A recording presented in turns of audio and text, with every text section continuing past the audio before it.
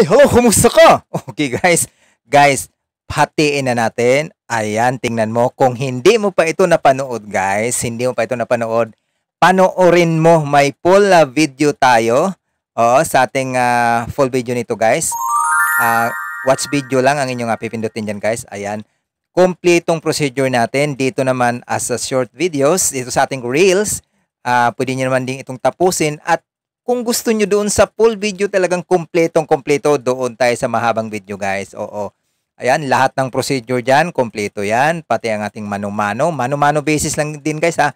Mano-mano basis lang para makagawa ang mas marami.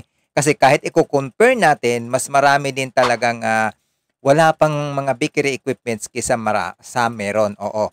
Kasi alam naman natin na ang mahal talaga ang pagbili natin kung ano man bilhin natin bakery equipments.